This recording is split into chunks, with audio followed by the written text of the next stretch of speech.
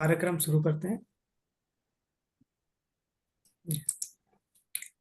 संयुक्त अरब अमीरात से कार्यक्रम की अध्यक्षता कर रहे डॉक्टर रामशंकर जी, विश्व हिंदी सचिवालय मॉरिशस की महासचिव डॉक्टर माधुरी रामधारी जी, विश्व हिंदी सचिवालय मॉरिशस के उप महासचिव डॉक्टर शुभंकर मिश्र जी, संयुक्त राष्ट्र अमेरिका की हिंदी से प्यार है संस्था के संस्थापक श्री अनु भार्गव जी, ओमान के भारतीय विद्यालय अल गुबार से हिंदी शिक्षिका श्रीमती पूर्णिमा सिंह जी, यूक्रेन के तारास सेमचेंको कीवी राष्ट्रीय विश्वविद्यालय से हिंदी और भारतीय विद्या के शिक्षक डॉक्टर यूरी बोतबिकिन जी, भारत के अजमेर लेखिका मंच से संरक्षक एवं संयोजिका डॉक्टर मधु खंडेलवाल जी, कार्यक्रम में भाग लेने वाले प्रतिभागी छात्र छात्राएं, ओमान से आस्था कुमारी जी, यूक्रेन से ओल्हा माकारोवा जी तथा भारत से भाग लेने वाली छात्रा वंदना उपाध्याय जी। फेसबुक से जुड़े सभी सम्माननीय दर्शकों का हार्दिक अभिनंदन। विश्व हिंदी सचिवालय शिक्षा, तृतीयक शिक्षा, विज्ञान और प्रौद्योगिकी मंत्रालय मॉरिशस एवं भारतीय उच्चायोग मॉरिशस के तत्वावधान में तथा भारतीय विद्यालय अल खुबरा ओमान, तारास सोवचेंको कीवी राष्ट्रीय विश्वविद्यालय यूक्रेन, अजमेर लेखिका मंच भारत, क्षेत्रीय कार्यालय एवं उत्कृष्टता केंद्र, केंद्रीय माध्यमिक शिक्षा बोर्ड दुबई, संयुक्त अरब अमीरात और हिंदी से प्यार है अमेरिका के समन्वित सहयोग से आयोजित इस आभासी कार्यक्रम में आप सबका स्वागत है। आज का आभासी कार्यक्रम है हिंदी साहित्य के प्रति अभिरुचि। कार्यक्रम को आरंभ करते हैं स्वागत भाषण से। मैं विश्व हिंदी सचिवालय की महासचिव डॉक्टर माधुरी रामधारी जी को स्वागत भाषण के लिए आमंत्रित करता हूं। आप अपने स्वागत भाषण एवं ज्ञानवर्धक शब्दों से हमें अनुग्रहित करें। आपका स्वागत है डॉक्टर माधुरी रामधारी जी। बहुत धन्यवाद प्रकाश। आदरणीय डॉक्टर रामशंकर जी, कार्यक्रम के अध्यक्ष, ओमान, यूक्रेन और भारत के सम्माननीय वक्तागण, हिंदी के कार्यकर्ता, शिक्षक और छात्रगण, हमारे ऑनलाइन मित्रों, आप सबका सादर सप्रेम नमस्ते। हिंदी साहित्य की गूंज आज पूरे विश्व में सुनाई दे रही है। हिंदी के माध्यम से बच्चे और युवा पीढ़ी साहित्य से जुड़ रहे हैं। यह देखकर हमारा मन आनंदित होता है और हिंदी साहित्य के वैश्विक फैलाव पर गर्व की अनुभूति होती है। विश्व हिंदी सचिवालय द्वारा आयोजित आभासी कार्यक्रम हिंदी साहित्य के प्रति अभिरुचि के 18वें भाग में आप सबका मैं हृदय की गहराई से स्वागत करती हूँ। यह मंच आज गौरवान्वित है क्योंकि संयुक्त अरब अमीरात के दुबई में स्थित केंद्रीय माध्यमिक शिक्षा बोर्ड के क्षेत्रीय कार्यालय और उत्कृष्टता केंद्र के निदेशक डॉक्टर राम शंकर जी इस मंच पर उपस्थित हैं और आप इस कार्यक्रम की अध्यक्षता कर रहे हैं। शिक्षा के क्षेत्र में आप 2 दशकों से अपनी सक्रिय भूमिका निभा रहे हैं और अफ्रीका, मध्य पूर्व, यूरोप, एशिया आदि प्रदेशों में आप हिंदी की अच्छी व्यवस्था सुनिश्चित करने में संलग्न हैं। विश्व हिंदी सचिवालय का उद्देश्य अंतर्राष्ट्रीय स्तर पर हिंदी का प्रचार करना है। इस उद्देश्य की पूर्ति करने में भी डॉक्टर रामशंकर जी सच्चे सहयोगी के रूप में हमारे साथ कदम बढ़ा रहे हैं। उनका परिचय हमें जब से प्राप्त हुआ तब से हम उन देशों के हिंदी शिक्षकों और हिंदी पढ़ रहे छात्रों को भी इस कार्यक्रम के साथ जोड़ पाए हैं जो इससे पूर्व सम्मिलित नहीं हो पाए थे। हिंदी के सच्चे हितैषी डॉक्टर राम शंकर जी के प्रति मैं नतमस्तक हूँ और इस कार्यक्रम में सम्मान के साथ उनका स्वागत करती हूँ। ओमान के भारतीय विद्यालय अल घुबरा की हिंदी अध्यापिका श्रीमती पूर्णिमा सिंह जी विभिन्न कक्षाओं में छात्रों को हिंदी साहित्य पढ़ाती है। ओमान में बच्चों को हिंदी साहित्य पढ़ाने का अपना अनुभव वे हमारे साथ साझा करेंगी और उनकी छात्रा कुमारी आस्था कृष्णा सोबती की एक रचना पर अपने विचार व्यक्त करेंगी। श्रीमती पूर्णिमा सिंह जी और आस्था कुमारी का मैं दिल से स्वागत करती हूँ। यूक्रेन के Taras Shevchenko national university of Kyiv से हिंदी और भारत विद्या के प्राध्यापक डॉक्टर यूरी बोत वुकिन जी का भी मैं तहे दिल से स्वागत करती हूँ। शिक्षण के अतिरिक्त आप हिंदी में अनुवाद और लेखन भी करते हैं। आपकी सक्रियता के कारण आपके विश्वविद्यालय में हिंदी का वातावरण बना हुआ है। हिंदी में बीए कर रही आपकी छात्रा ओल्हा माकारोवा जी का भी मैं खुशी के साथ स्वागत करती हूँ। हमारे साथ जुड़ी हुई हैं अजमेर लेखिका मंच की संस्थापिका और संयोजिका डॉक्टर मधु खंडेलवाल जी। आप रचनाकार हैं, कवयित्री हैं और गायिका भी हैं। कुछ महीने पूर्व विश्व हिंदी सचिवालय में संगीत दिवस के अवसर पर हिंदी गीत और गजल पर अंतर्राष्ट्रीय संगोष्ठी का आयोजन किया गया था और अजमेर लेखिका मंच की संयोजिका डॉक्टर मधु खंडेलवाल जी अपने मंच की सदस्याओं को साथ लेकर मॉरिशस पहुंची हुई थी और उन्होंने हिंदी गीतों अपनी सदस्याओं के साथ मिलकर हिंदी गीतों एवं गजलों का भी बहुत ही सुंदर प्रस्तुति की थी जो मॉरिशस वासियों के लिए यादगार है। इस मंच पर डॉक्टर मधु खंडेलवाल जी का मैं स्वागत करती हूँ। आप बच्चों को पढ़ाती भी हैं और हिंदी शिक्षण पर कार्यशालाएं भी संचालित करती हैं। आप भी आज बच्चों को अपना मार्गदर्शन प्रदान करेंगी अपने अनुभव के माध्यम से।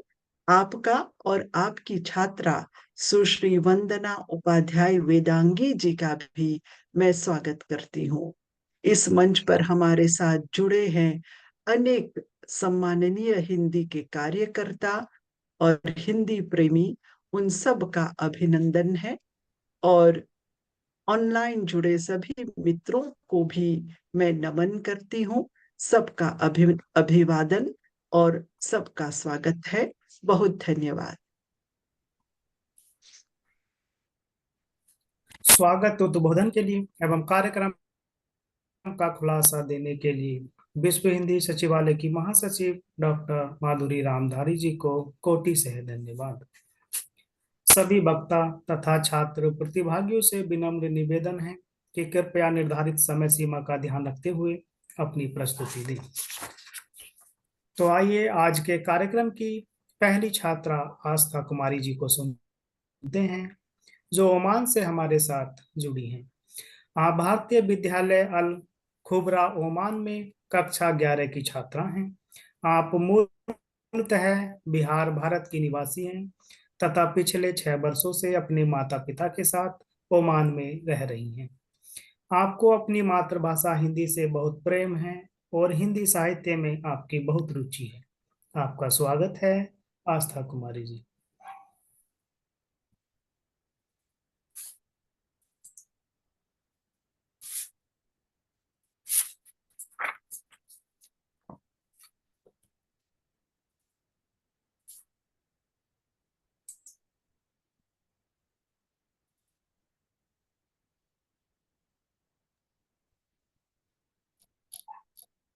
आस्था जी जुड़ी हुई है ना? जी पूर्णिमा मैडम जी?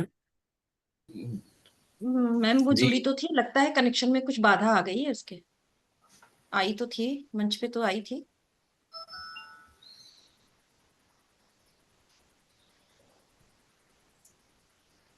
सर अगर आप चाहें तो। तब तक हम, हाँ, अगले, हाँ, किसी और हाँ, को बुला ले, छात्र मैं को। तब तक।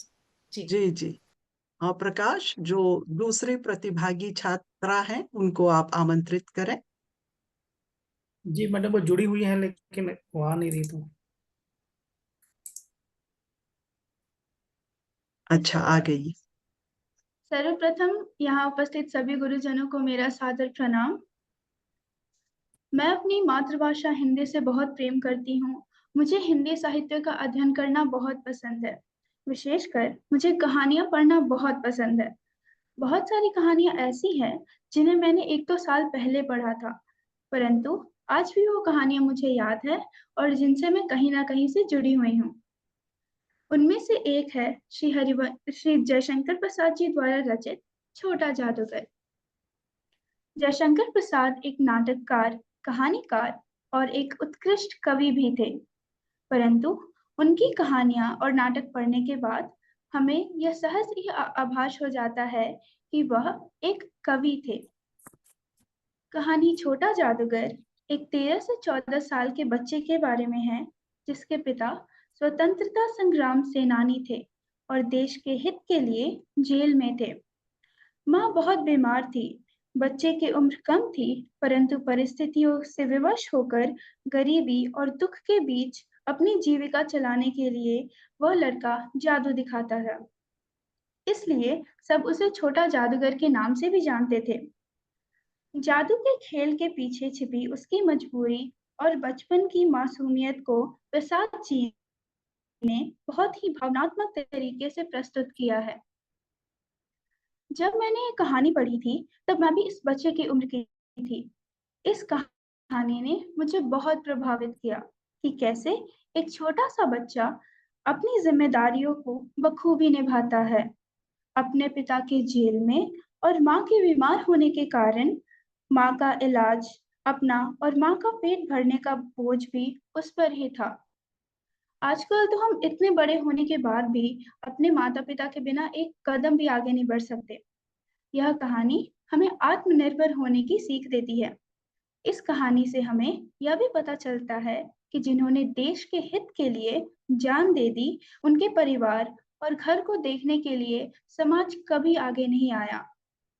समाज में कई ऐसे बच्चे हैं जो अपनी समस्याओं से लड़ते हुए बड़े हो जाते हैं, परंतु उनके संघर्ष और उनके परेशानियों को नजरअंदाज किया कर दिया जाता है। इस कहानी से हमें यह भी संदेश मिलता है कि हमें अपने माता पिता की कीमत तब तक समझ नहीं आती जब तक वो हमसे दूर नहीं हो जाते। इस कहानी का अंत हमें गहराई से सोचने पर मजबूर कर देता है कि हमारे समाज में ऐसे कितने छोटे जादूगर हैं जिनको हमारे सहायता की आवश्यकता होती है। सो हमें ऐसे छोटे बच्चों और जरूरतमंदों की सहायता करनी चाहिए। धन्यवाद। बहुत सुंदर। आपको कहानी पढ़ने का बहुत शौक है। आपने जयशंकर प्रसाद की कहानी छोटा जादूगर का बहुत ही सुंदर ढंग से संक्षेप में वर्णन किया। ओमान से इस कार्यक्रम में भाग लेने के लिए आस्था कुमारी जी को बहुत बहुत धन्यवाद। अगली प्रस्तुति ओहला माकारोवा द्वारा होगी, जो यूक्रेन से हमारे साथ जुड़ी हैं। आप तारास सेमचेंको की भी राष्ट्रीय विश्वविद्यालय यूक्रेन में बीए में हिंदी की छात्रा हैं। आप वर्तमान में गीतांजलि श्री की रेत समाधि, जिसे सन 2022 में बुकर पुरस्कार प्राप्त हुआ है, उसका हिंदी भाषा से उक्रानी भाषा में अनुवाद कर रही हैं। प्रस्तुति के लिए आपको आमंत्रित किया जाता है। आपका स्वागत है, ओहला माकरोवा जी। बहुत धन्यवाद। क्या मैं अपनी प्रेजेंटेशन को शेयर कर सकती हूँ?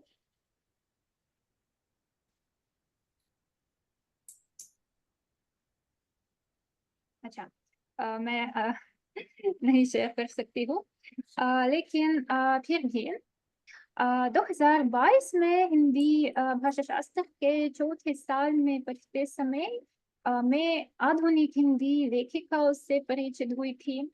उस समय पढ़ाई के साल के आरंभ में ही अपनी अध्यापिका के साथ मैंने पोलैंड में अनुवाद की कार्यशाला में भाग लिया, जिससे मेरे अनुवाद के कौशल में बड़ा सुधार आया, क्योंकि वहाँ के आयोजकों ने एक मशहूर कवयित्री अनामिका जी को आमंत्रित किया था। मेरे लिए ये बहुत ही विशेष अवसर था, क्योंकि अनामिका जी से प्राप्त ज्ञान मुझे इसके बाद बहुत बार हिंदी साहित्य के साथ काम करने में मदद करता रहा। उदाहरण के लिए उन्होंने हमें एक दिन समझाया कि एक कद्दूकस ऐसा एक खेल है जिसमें बच्चे धरती पर खड़ियों के जरिए वर्ग बनाकर उन पर कूदते हैं। हमारे यहाँ भी ऐसा खेल है, पर उस हिंदी नाम को देखकर मैं कभी उसके बारे में ना सोचते। न केवल अनामिका जी की कविताओं में ही, पर मेरे अब के अनुवाद में भी एक कद्दूकस के उल्लेख मिलते हैं, और उसके समान और घटनाएं बहुत हो चुकी है। तो उस कार्यशाला के अभ्यास का धनी होकर मैं अब उनको सांस्कृतिक स्तर पर डिसाइफर कर पाई हूँ। ये कहना सही है कि अनामिका जी से बातचीतें मुझ में प्रेरणा लाई, और मेरे बीए के रिसर्च का विषय उनकी कविताएं थी। मगर विश्वविद्यालय की कक्षाओं के समय मुझे एक और लेखिका मिली, गीतांजलि श्री, जिनके रेत समाधि नामक उपन्यास को सन 2022 में बुकर पुरस्कार मिला था। ये एक अनोखी स्थिति है, क्योंकि ये पुरस्कार मूलतः हिंदी में लिखित किताब को पहली बार मिला था। ये जानकर मैंने रेत समाधि उक्रेनी भाषा में उपलब्ध कराने का निर्णय लिया। अनुवाद कुछ तो कठिन निकला। अक्सर मैं एक वाक्य को कई बार पढ़ के हर बार इसे अलग ढंग से समझती। कभी कभी अपने भारतीय दोस्तों या विश्वविद्यालय के अध्यापकों से सहायता मांगनी पड़ती। पर ये किताब सवाल पूछने और देर तक सोचने योग्य है। ये हमारे सामने गहरी बातें खोलकर दिखाती है, जिससे महिलाओं के हक, परिवार में गाली गलौज, अलग सामाजिक स्तर के लोगों के प्रति भिन्न मनोदृष्टि, लोगों की उदासीनता आदि। भाषा की दृष्टि से भी ये काम जरा चुनौतीपूर्ण निकली है। हिंदी में कविताएं गाने बनाना आसान है ना। यहाँ हर शब्द को तेज धूप मिलती है। आप प्रकृति की ध्वनियों से आसानी से नए शब्द भी बना सकते हैं, जैसे पत्ता सुरसुर सुरसुरा के पत्ता है, पत्थर खड़खड़ खड़खड़ाहट से गिलास के अंदर हिलाया जाता है वगैरह। हम उक्रेनी भाषा में ऐसे ही नहीं कर सकते, इसलिए समान शब्द का खेल कैसे प्रतिबिंबित करो, ये सवाल अब तक कई जगहों में मुझे नहीं छोड़ता। इसके अलावा मैंने एक और बात पर ध्यान दिया, मुहावरों पर। बहुत ही दिलचस्प है हिंदी में मुहावरे कैसे उक्रेनी इडियम से समान हो सकते हैं। देखिए, सर पर पांव रख के दौड़ने का उक्रेनी भाषा में समक्ष वाक्यांश नकृवात में होगा, जिसका अनुवाद है पांव के पंजे हिलाना, और अर्थ है तेज भागना। और उल्टे, जबकि हिंदी में सातवें आसमान में गारस से होते हैं, उक्रेनी में ऐसा खुश होकर कहते हैं। अभी मेरा अनुवाद का काम पूरा होने वाला है, और मैं उम्मीद करती हूँ कि ये किताब उक्रेनी भाषा में भी जल्दी प्रकाशित हो जाए। भविष्य में मेरी मातृभाषा में ज्यादा हिंदी साहित्य की रचनाएं मिलनी चाहिए, क्योंकि अफसोस की बात है कि अभी हम भारतीय हिंदी बोलते और लिखते लेखकों को बस विदेशी भाषाओं में पढ़ पाते। धन्यवाद। आपने हमें बताया कि आपने पोलैंड में एक कार्यशाला में भाग लिया तथा वहां अनामिका जी से हिंदी सीखने में भी सहायता ली। आपने गीतांजलि श्री की रेत समाधि की विशेषताओं को हम सभी के साथ साझा किया। यूक्रेन से ओल्हा माकारोवा जी को हिंदी में अपने विचार देने के लिए हार्दिक धन्यवाद। अगली प्रस्तुति के लिए आ रही हैं भारत से वंदना उपाध्याय वेदांगी जी। आपने शिक्षा, मनोविज्ञान, राजनीतिक विज्ञान, भूगोल तथा इतिहास में स्नातकोत्तर की डिग्री प्राप्त की है। आप वर्तमान में शिक्षिका तथा काउंसलर हैं। आप विगत 8 वर्षों से बालिका सुरक्षा हेतु निःशुल्क प्रशिक्षण दे रही हैं। आप भारतीय सभ्यता संस्कृति के संरक्षण और संवर्धन के लिए प्रयासरत हैं। प्रस्तुति के लिए आपको आमंत्रित किया जाता है। आपका स्वागत है, वंदना उपाध्याय जी।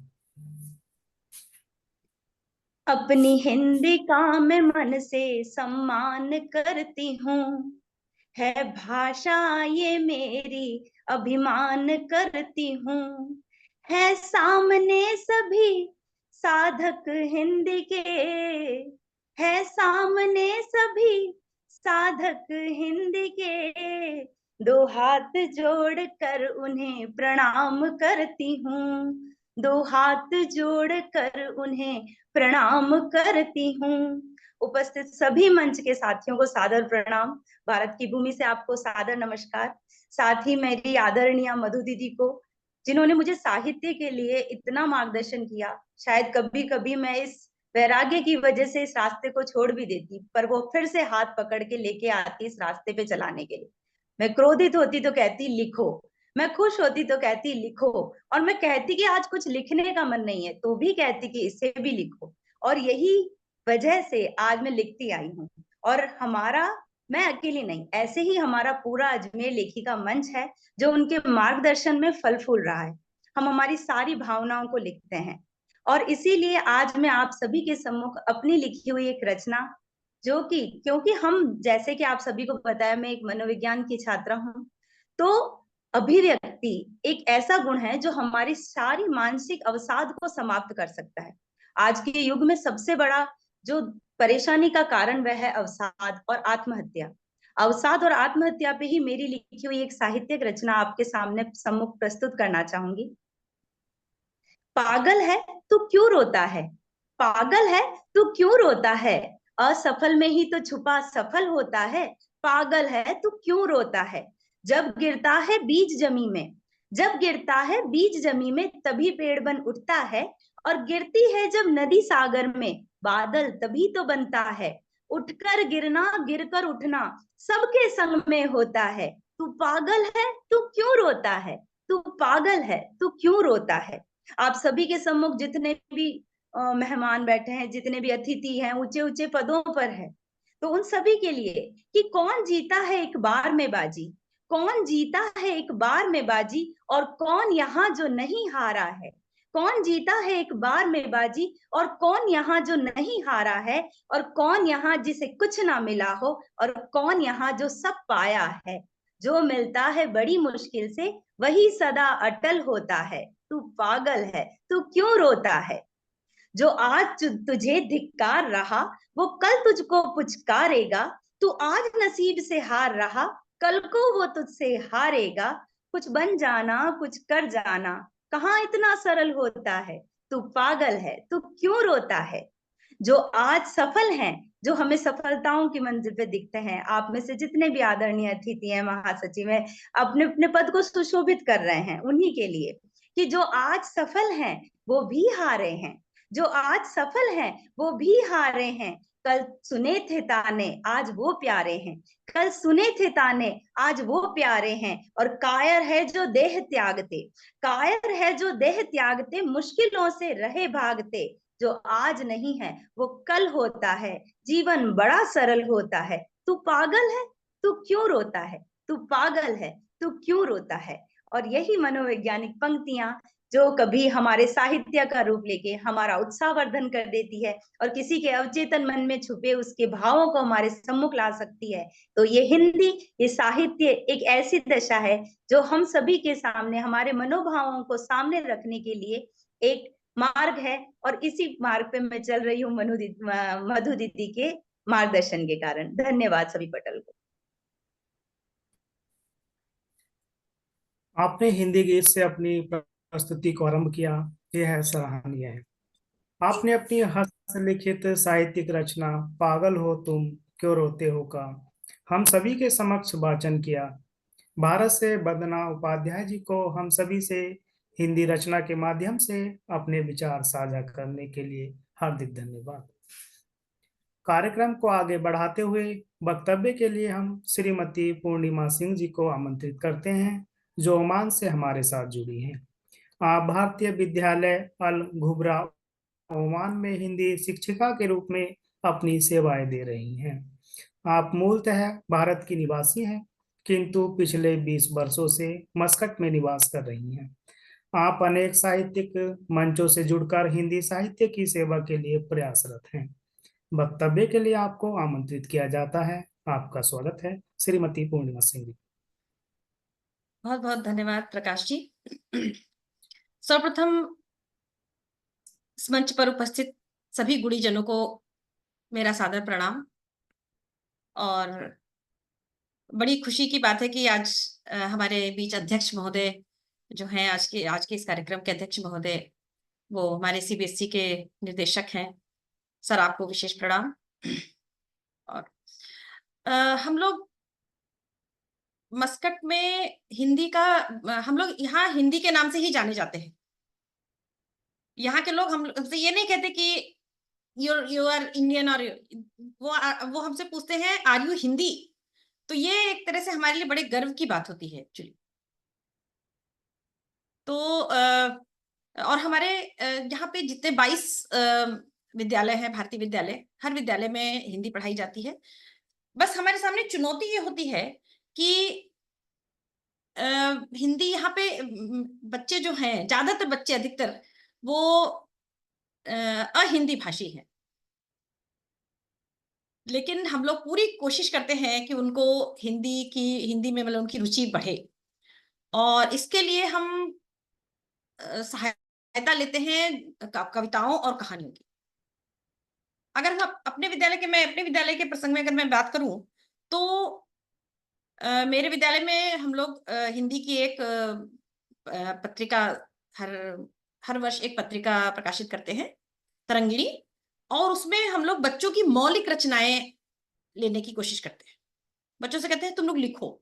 छोटे बच्चे भी लिखते हैं, 4th के 5th के भी बच्चे लिखते हैं, गर्मी पे लिखते हैं, अपने माँ पे लिखते हैं। माँ पे तो बहुत बच्चे लिखते हैं, और कहानियां लिखते हैं बच्चे।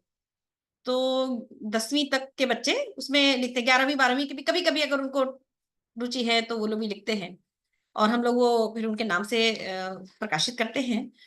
तो ये उनके लिए बड़े गर्व की बात होती है कि हमारा नाम जो है मैगजीन में छपा। और इसके अलावा हम लोग जो हमारी एनसीईआरटी की किताबें हैं, बड़ी ही अच्छी हैं, कहानियां बहुत अच्छी अच्छी हैं उसमें। तो उनके माध्यम से हमको, कहानियों के माध्यम से, कविताओं के माध्यम से और एकांकियों के माध्यम से हम लोग उनके अंदर उनको पढ़ाते हैं, और उनकी रुचि जिससे जागृत होती है। जैसे एकांकी, एक कक्षा 6 में एक एकांकी है, ऐसे ऐसे, श्री विष्णु प्रभाकर जी द्वारा रचित। तो वो जब भी बच्चे पढ़ते हैं तो उससे अपने आप को बहुत कनेक्ट कर लेते हैं, क्योंकि उसमें एक छोटे से बच्चे की कहानी है जो अपना होमवर्क नहीं कर पाता है, और फिर स्कूल नहीं जाने के लिए बहाना बनाता है कि मेरे पेट में ऐसे ऐसे हो रहा है। तो कक्षा 6 का या 3 का छात्र है वो, और इस तरह से बहाना करता है। तो वो ऐसे ऐसे करता है, ऐसे करता है, और वो सारे लोग जो हैं उसके आसपास, उसके पिताजी, माँ और डॉक्टर सब परेशान हो जाते हैं कि ऐसे ऐसे क्या बीमारी है। और बाद में उसके टीचर आते हैं और वो पकड़ लेते हैं कि इसने अपना होमवर्क नहीं किया हुआ है, इसलिए ये जो है ऐसे ऐसे का बहाना कर रहा है, और उसको फिर 1 दिन की छुट्टी मिलती है, और वो बच्चा फिर अपना काम पूरा करके जाता है। तो ये एकांकी बच्चों को बहुत पसंद आता है, और इसका हम लोग मंचन भी कराते हैं क्लास में, जो रचनात्मक कार्य में ना इसका मंचन करा, तो बच्चों को बड़ा पसंद आता है, बड़ा मजा आता है। उन लोगों को लगता है कि हाँ कभी तो हमने भी ऐसे ही बहाना किया था या कुछ ऐसे, अपने बच्चे अपने आप को उससे जोड़ लेते हैं। और अगर बड़े बच्चों की बात करें, 10वीं कक्षा में भी एक एकांकी है, हबीब तनवीर द्वारा लिखा हुआ, वो कारतूस। तो कारतूस एकांकी जो है वो कहानी है वजीर अली की, जो नवाब आसिफुद्दौला के पुत्र थे, और उन्होंने अंग्रेजों से लोहा लिया, और अंग्रेज उनके मतलब उनके पीछे थे और पूरी सेना लेके, लेकिन उनको पकड़ नहीं पाते। तो इतने वीर और इतने मतलब शातिर थे कि वो उनको पकड़ नहीं पाते थे अंग्रेज। और अंत उसका ऐसे होता है कि वो कर्नल, वो जो ब्रिटिश कर्नल होता है उसके खेमे में जाते हैं और उससे 10 कारतूस लेके आ जाते हैं। और जब वो पूछता है कि आपका नाम क्या है, तो वो कहते हैं कि एक जाबाज सिपाही। तो वो समझ जाता है कि ये वजीर अली हैं। तो इस तरह से वो बच्चे उसको बहुत पसंद करते हैं। उसका एंड जो इतना इंटरेस्टिंग है कि बच्चों को बड़ा मजा आता है कि हाँ वो कैसे कितना वीर था, कि जो ब्रिटिश सेना उसके पीछे पड़ी थी पकड़ने के लिए, उन्हीं के खेमे में जाके और उनसे ही जाके कारतूस लेके आया। तो ये बड़ी अच्छी कहानी, वो एकांकी लगती है बच्चों को। और कहानियां बहुत हैं। एक 10वीं कक्षा में एक कहानी है हरिहर काका, मिथिलेश्वर द्वारा रचित है। तो वो हरिहर काका समाज की कड़वी सच्चाई को प्रस्तुत करता है। एक्चुअली कहानी बहुत पुरानी है, लेकिन इस समय के परिप्रेक्ष्य, मतलब अगर इस परिप्रेक्ष्य में देखें, वर्तमान समय के परिप्रेक्ष्य में, तो काफी वो सच्चाइयों को उजागर करती है। जैसे जायदाद के लिए उनको हरिहर काका जो एक बुजुर्ग होते हैं, उनके भाई ही उनकी प्रॉपर्टी लेने के लिए उनके खिलाफ हो जाते हैं और उनके साथ मारपीट करते हैं, बहुत बुरा व्यवहार करते हैं। तो और हरिहर काका के कोई बच्चे नहीं होते, तो अपने भाइयों के साथ रहते, तो उनकी प्रॉपर्टी मिल जाए, वो उनके नाम लिख दें, इसलिए वो उनको रखते थे अपने साथ। लेकिन जब उनको पता चलता है कि हरिहर काका हमको नहीं देंगे अपनी जायदाद, तो वो उनके खिलाफ हो जाते हैं और उनके साथ बहुत बुरा बर्ताव करते हैं। तो ये कहानी जो है बड़ी ही मार्मिक है। आप मतलब जब भी मैं बच्चों को पढ़ाती हूँ, तो बच्चे थोड़े उदास से हो जाते हैं उनको लगता है अच्छा ये सच्चाई है हमारे समाज की। और हमारे कहीं ना कहीं ये सब कहानियां और एकांकी जो हम लोग पढ़ाते हैं ना बच्चों को, कहीं ना कहीं हमारे मर्म को छू जाती है, और बच्चों के भी मर्म को जरूर छूती है। क्योंकि बच्चे फिर पूछते हैं कि मैम ये क्या सच्ची कहानी है, क्योंकि उनको लगता है कि अगर ये सच्ची है तो मतलब काफी मार्मिक है, और अगर झूठी हो तो ठीक है उनको लगता है कि सच्ची नहीं होनी चाहिए, ऐसा उनके शायद अंदर अंदर उनको कहीं ना कहीं अनुभव होता होगा। तो बच्चे कनेक्ट कर पाते हैं अपने आप को इन सब कहानियों से, कविताओं से। कविताएं अगर हम लोग बच्चों को पढ़ाते हैं, तो जैसे पंत की कविताएं हैं, उनका प्रकृति चित्र पढ़ते समय बच्चे बड़े खुश रहते हैं, हम लोग उसकी व्याख्या करते हैं। तो बच्चों के 10वीं कक्षा में एक है पर्वत प्रदेश में पावस। तो पावस ऋतु थी पर्वत प्रदेश, पल पल परिवर्तित प्रकृति वेश। तो मतलब हमारा साहित्य तो इतना समृद्ध है, हिंदी साहित्य इतना समृद्ध है कि उसकी कोई तुलना नहीं है, उसकी कोई तुलना नहीं है। आप एक बार अगर उसको पढ़ें, मैं बच्चों से भी हमेशा ये कहती हूँ कि एक बार उसमें अगर तुमको रस मिल गया, तो तुम फिर कभी उससे अपने आप को अलग नहीं कर पाओगे। और मुझे ऐसा लगता है, मैं इस मंच से भी सभी युवाओं को यही संदेश देना चाहूंगी कि साहित्य से जुड़ो, क्योंकि आज जिस चीज की सबसे ज्यादा आवश्यकता है वो है ठहराव, स्थिरता। और वो मुझे ऐसा लगता है कि बच्चे जब साहित्य से जुड़ते हैं तो उनके अंदर वो ठहराव आता है, वो स्थिरता आती है। इस भाग दौड़ की जिंदगी में अगर कहीं सुकून है तो साहित्य ही है, साहित्य ही देता है। क्योंकि हमारा साहित्य, हिंदी साहित्य बहुत बहुत समृद्ध है, एक से एक कविताएं हैं।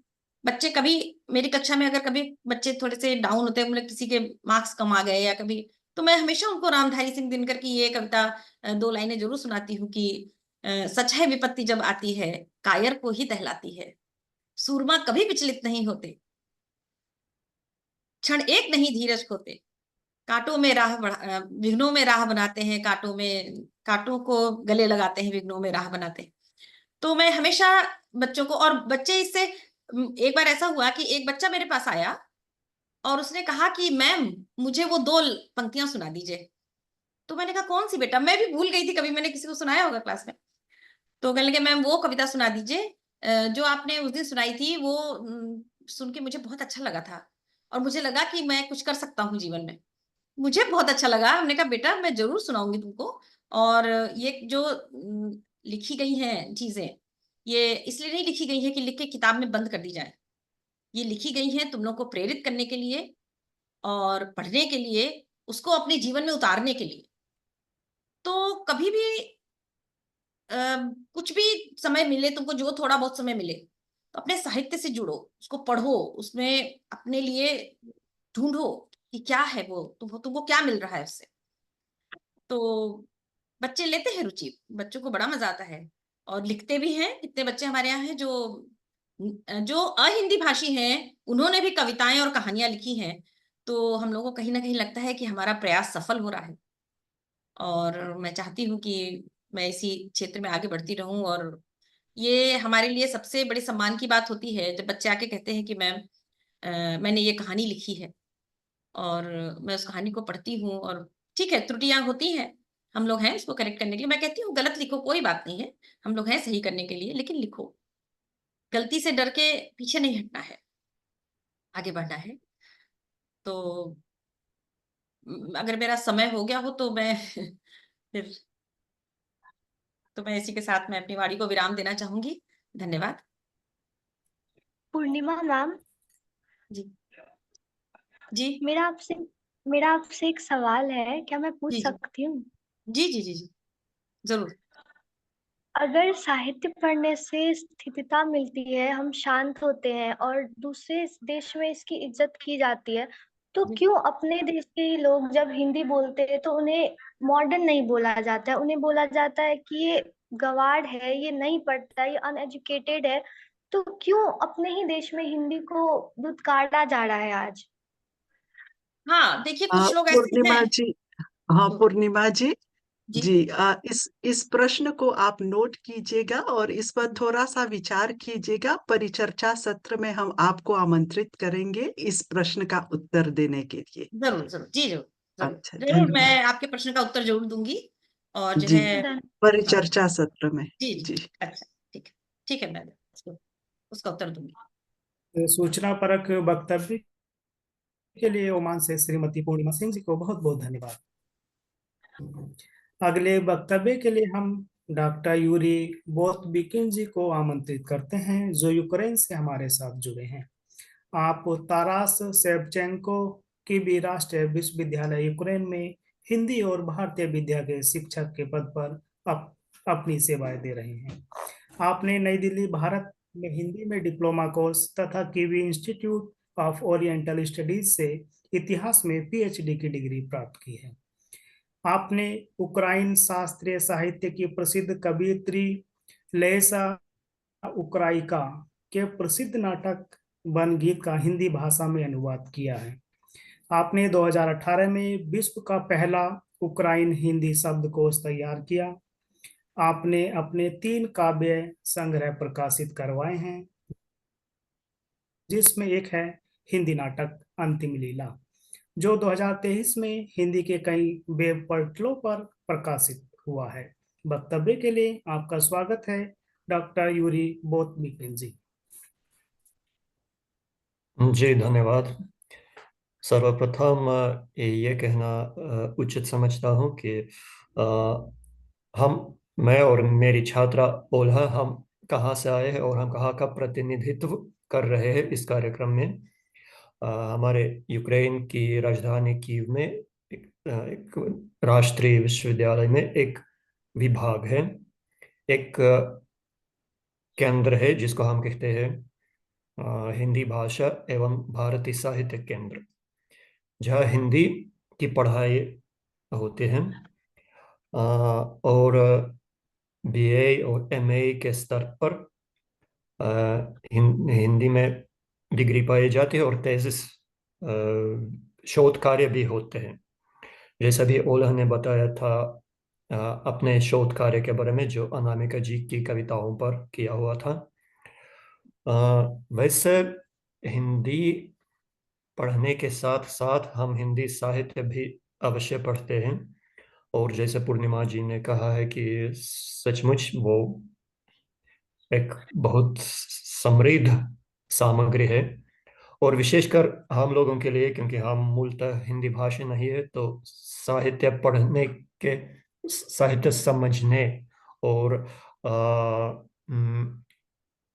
उसमें छुपे मूल्यों को ग्रहण करने के साथ साथ हमारे लिए ये एक भाषा सीखने की भी एक बढ़िया सामग्री साबित होती है। साहित्य पढ़ते पढ़ते हमारी भाषा भी समृद्ध होती जाती है। तो कई ऐसे शोध कार्य हुए हैं हमारे विभाग में बीए एमए छात्रों से, जो पुरानी हिंदी साहित्य से जुड़े थे, जैसे कबीर, प्रेमचंद, नागार्जुन, भरतेंदु, देवेंद्र सत्यार्थी पर कई शोध कार्य हुए हैं। किंतु पिछले कई वर्षों से मैं अपने छात्रों को प्रोत्साहित करता आया हूं कि आधुनिक हिंदी साहित्य पर अधिक ध्यान दो। इसके कई लाभ हो सकते हैं। सबसे बड़ा लाभ यह होता है कि आधुनिक साहित्य में आधुनिक समाज का प्रतिबिंब होता है, और आधुनिक भारतीय समाज में जो कुछ समस्याएं, जो कुछ प्रवृत्तियां हैं, हम उनको देख सकते हैं।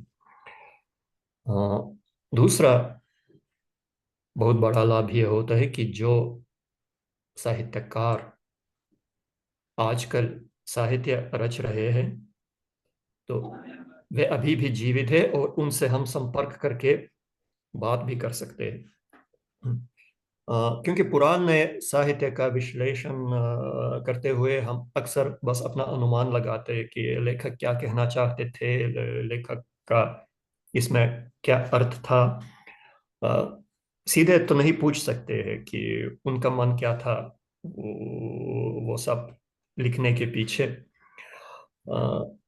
किंतु आजकल पिछले कई सालों से जब मैं हिंदी साहित्य के क्षेत्र में थोड़ा मतलब जानना जाने लगा हूँ, क्योंकि मैं स्वयं कुछ हिंदी लेखन करता हूँ, रचनात्मक हिंदी लेखन करता हूँ। तो कई लोगों से मेरा परिचय हुआ है। कुछ जाने माने लेखक हैं या युवा लेखक है जो कम जाने माने हैं, किंतु मैं अपने छात्रों को प्रोत्साहित करता हूं कि उन्हीं से संपर्क करके उन्हीं की रचनाओं का अध्ययन करें। और कई बार ऐसा हुआ भी है कि आधुनिक हिंदी साहित्यकारों से मिलकर हमने कई शोध कार्य किए हैं। उदाहरण के लिए एक युवा लेखिका है पंखुरी सिन्हा। मेरे एक छात्र ने उनके पूरे काव्य संग्रह का अनुवाद किया था यूक्रेनी में, और उस पर एक शोध कार्य लिखा था। इसके दौरान छात्रा और कवयित्री में बातचीत होती रही, उनकी मित्रता हुई, दोनों लाभान्वित हुए इस तरह के संयोजन से। तो उसके पश्चात क्या हुआ कि हमने एक कार्यक्रम रखा जिसमें इतिहास में पहली बार यूक्रेनी हिंदी काव्य पाठ हुआ था, एक आभासी कार्यक्रम में। पंखुरी जी ने कुछ मेरी कविताओं का हिंदी अनुवाद किया था, मेरे छात्र ने उनकी कविताओं का, तो मिलकर एक दूसरे को एक काव्य हम सुनाते रहे एक कार्यक्रम में। तो वो एक बड़ी बड़ी उपलब्धि थी। उसके साथ और कई नाम मैं ले सकता हूँ, जैसे उधर ही दुबई में शायद काम करती है आरती लोकेश जी, जो प्रसिद्ध कहानीकार हैं। उनकी कहानियों पर भी एक हमारी छात्र ने शोध कार्य किया था। तो आरती जी को उतना अच्छा लगा कि जब ये थेसिस डिफेंड की जा रही थी, तब वो हमारे ऑनलाइन कार्यक्रम में उपस्थित होना पसंद किया था आरती जी ने, जबकि यह सब कार्यक्रम यूक्रेनी भाषा में मूलतः हो रही थी, फिर भी उनको बड़ा अच्छा लग रहा था कि उनकी रचनाओं पर एक अध्ययन हुआ है और उसकी चर्चा हो रही है। फिर भूमिका द्विवेदी नाम की एक लेखिका है, उनकी रचनाओं पर, उनकी कहानियों पर भी एक शोध कार्य हुआ था हमारे विभाग में। उनसे भी बात होती रही हमारी छात्रा की, तो दोनों को बड़ी खुशी हुई इस सहयोग से, इस मिलकर किए हुए काम से। एक एक है मानव कौल, जो आजकल एक अभिनेता के रूप में भी जाने जाते हैं, किंतु वह एक लेखक भी है। बड़े अच्छे संस्मरण लिखे हैं उन्होंने, तो अपनी यात्राओं के उस पर भी अध्ययन हुआ था। और ये थोड़ा पहले हुआ था, जब वो उतने प्रसिद्ध अभिनेता नहीं थे, तब तो बात भी हो सकती थी उनसे उनसे भी बात हुई थी हमारी छात्रा की। आजकल फिलहाल एक आधुनिक प्रसिद्ध लेखिका है मनीषा कुलश्रेष्ठ जी, उनके एक उपन्यास पर एक काम चल रहा है इस वक्त। उनके एक उपन्यास का अनुवाद और उसका अध्ययन हो रहा है। तो मैं ये कहना चाहता हूँ कि साहित्य का जो खजाना है वो तो बहुत पुराना और समृद्ध है।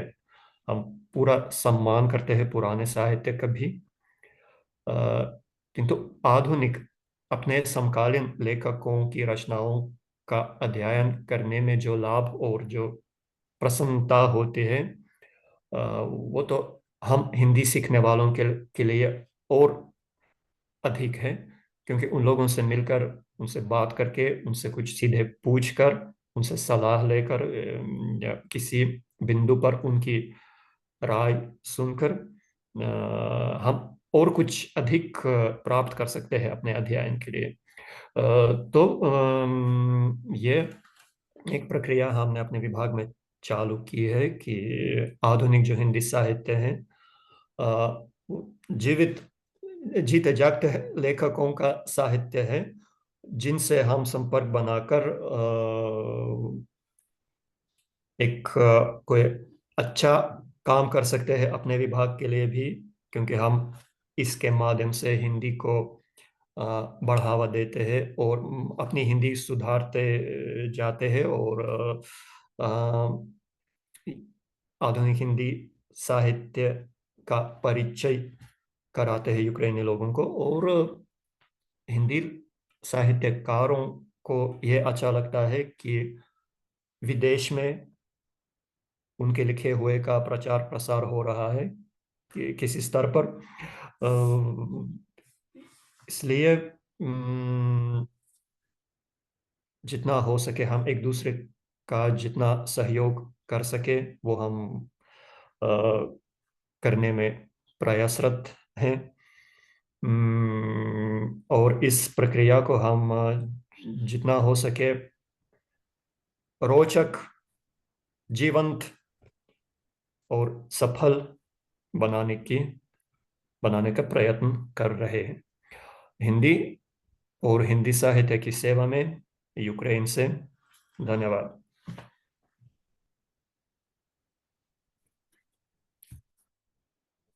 इस ज्ञानवर्धक वक्तव्य के लिए यूक्रेन से यूरी बोतविकिन जी को बहुत बहुत धन्यवाद। अगले वक्तव्य के लिए हम आमंत्रित करते हैं भारत से डॉक्टर मधु खंडेलवाल जी को। आप अजमेर लेखिका मंच की संरक्षक व संयोजिका एवं केंद्रीय सचिवालय हिंदी परिषद अजमेर राजस्थान की अध्यक्षा हैं। आप साहित्यकार एवं सामाजिक कार्यकर्ता तथा राजस्थान साहित्य अकादमी उदयपुर पुस्तकालय समिति की सदस्य हैं। वक्तव्य के लिए आपका स्वागत है डॉक्टर मधु खंडेलवाल जी। नमस्कार। विश्व हिंदी सचिवालय के इस कार्यक्रम की अध्यक्षता कर रहे आदरणीय डायरेक्टर साहब और महासचिव आदरणीय डॉक्टर माधुरी रामधारी जी, मेरे सभी हिंदी प्रेमी और प्यारी छात्रा वंदना एवं अजमेर लेखिका मंच की सभी रचनाकार जो आज उपस्थित है कार्यक्रम में, सभी का बहुत बहुत स्वागत और सबको नमस्कार। आइए हिंदी भाषा की बात करते हैं। हिंदी चूंकि हमारी मातृभाषा भी है और हमारी प्रिय भाषा भी है।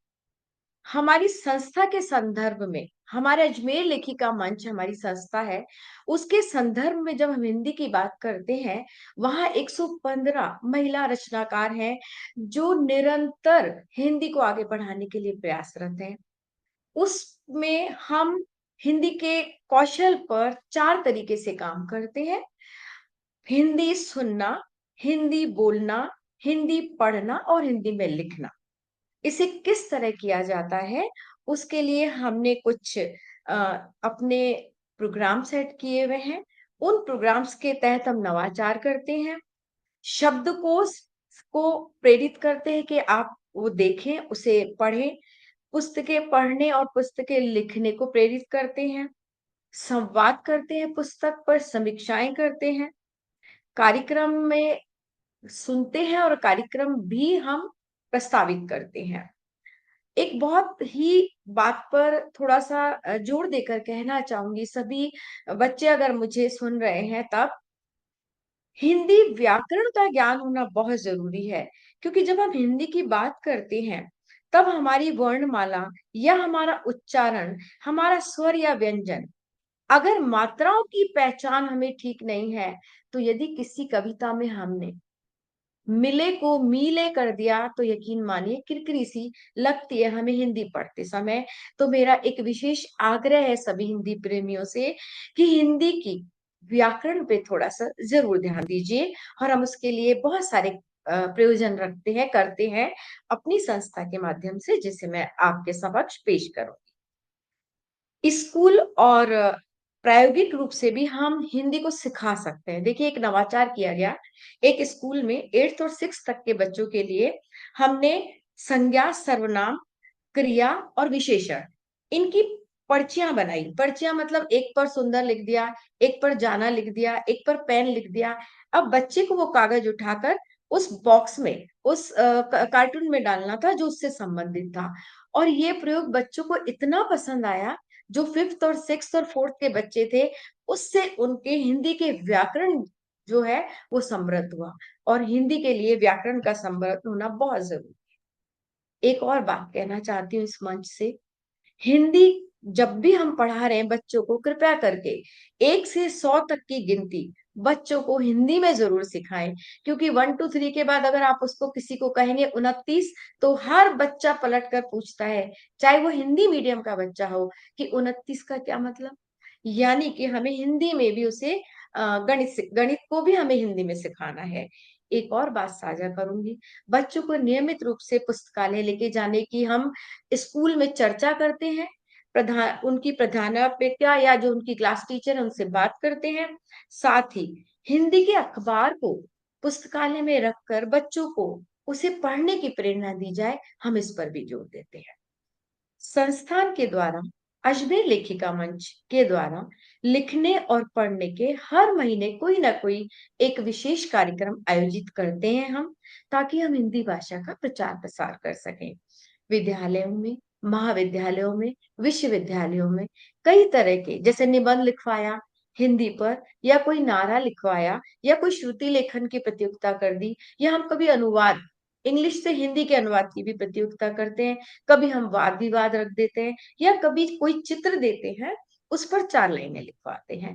तो इस तरह विद्यालय और महाविद्यालय और विश्वविद्यालयों में जाकर निरंतर बच्चों को हिंदी से आगे बढ़ाने और हिंदी की को निबंध, नारा और श्रुति लेख के माध्यम से समझाने का निरंतर प्रयास करते हैं। यह भी साझा करना चाहती हूँ कि दूर के गांव ढाणी या कारागार या बाल आश्रम या वृद्धाश्रम में यदि कोई भी ऐसा है व्यक्ति जो हिंदी प्रेमी है, हिंदी में बहुत अच्छा लिख रहा है, तो अजमेर लेखिका मंच उनको भी हिंदी में काम करने, लिखने के लिए प्रोत्साहित करती है। आज इस मंच से एक बात और साझा करना चाहती हूँ कि मात्रा शुद्धिकरण और वाक्य विन्यास हिंदी की एक बहुत बड़ी जरूरत है।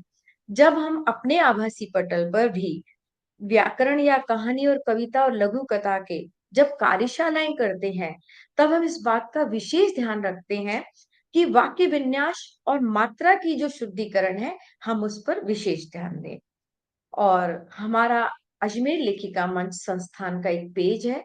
उस पेज पर विश्व स्तरीय अजमेर और अजमेर के आसपास और हिंदुस्तान के बहुत ही नामी और पुरोधा लेखक भी पेज पर संवाद करने के लिए आते हैं, जिनमें मुख्य रूप से ममता कालिया जी, रवि झांकल जी, विष्णु सक्सेना जी, नासिरा जी और आइए श्रीमान के पाठक जैसे लेखक हमें जब संवाद के माध्यम से हिंदी के प्रचार प्रसार में हमें बल देते हैं, मनोबल देते हैं, तो अच्छा लगता है। अब मैं एक नई मुहिम जो अभी अभी अजमेर लेखिका मंच की संस्थान के द्वारा शुरू की गई है, उसके बारे में बात करना चाहूंगी। अजमेर लेखिका मंच ने अभी अजमेर में, सिर्फ अजमेर में शुरू किया है हर घर पुस्तक अभियान। उसमें हम विद्यालय में जाते हैं और उनसे बात करते हैं, जब उनके टीचर्स पेरेंट्स मीटिंग होती है, कि हर घर में, हर कोने में, हर मेज पर आप 5-7 पुस्तकें अवश्य रखें, ताकि बच्चे मोबाइल से दूर रहकर पुस्तकों पर ध्यान दे, पढ़ने पर ध्यान दे, हिंदी पर ध्यान दे। जैसे आप चंपक, नंदन या विवेकानंद जी की माय मास्टर या उनकी माइंड किताब है, हम उसे पढ़ने के लिए अपने घर में बच्चों के लिए हमेशा उपलब्ध रख सकते हैं। इससे बच्चे मोबाइल से दूर होंगे और बच्चों को किताब के बारे में और हिंदी के बारे में एक समझ बढ़ेगी। हम अभिभावकों से भी जाकर ये विनम्र निवेदन करते हैं कि बच्चों को हिंदी से और पुस्तकों से लगाव बढ़ाइए। और इसी क्रम में 8 अक्टूबर को हम किशनगढ़ पाटनी गर्ल्स कॉलेज में भी जा रहे हैं। वही महिला और हिंदी पर व्याख्यान रहेगा हमारा। हिंदी की पुस्तकें पढ़नी है, हिंदी पर काम करना है, व्याकरण को समृद्ध रखना है और अशुद्धियों पर जरूर ध्यान देना है। और एक और बात साझा कर रही हूँ, हमारी संस्थान अजमेर लेखिका मंच वस्तुतः हर विशेष दिवस पर, चाहे वो मातृ दिवस हो, चाहे पितृ दिवस हो या हिंदी दिवस हो, सार्वजनिक रूप से स्थानीय और आसपास के सभी साहित्यकारों के द्वारा हिंदी विषय पर विशेषज्ञ की राय और हिंदी पर बातचीत करते हैं, कोई ना कोई कार्यक्रम करते हैं और उस पर हमें बहुत अच्छी प्रतिक्रिया मिलती है। मतलब 100 लोग, 80 लोग, 90 लोग उस पर निबंध, कविता या जो भी रचना प्रतियोगिता के लिए रखी जाती है, उस विधा पर लेखन करते हैं। हमारी अजमेर लेखिका मंच की अब तक कुल संस्थान की तरफ से 4 पुस्तकें प्रकाशित हैं। ममत्व, प्रेम सागर, साहिब कलम और श्रेष्ठ लघु कथाएं। बहुत हर्ष के साथ ये कहना चाहती हूँ कि हमारी द्वारा अभी इसी वर्ष संपादित पुस्तक साहिब कलम में हिंदुस्तान के सभी प्रतिष्ठित और माननीय लेखकों के जीवनी के बारे में विस्तृत रूप से आप उसमें पढ़ सकते हैं। हिंदी के बारे में कितना समृद्ध उन्होंने लिखा है, वो सब हम वहां प्राप्त कर सकते हैं। और जयशंकर प्रसाद से भक्ति काल की मीरा कुमारी जी हो, चाहे अमृता प्रीतम हो, और विश्व हिंदी सचिवालय के पुस्तकालय में भी आपको ये पुस्तक उपलब्ध जरूर मिलेगी। आप जब जाएं तो वहां जरूर उसका पाठन।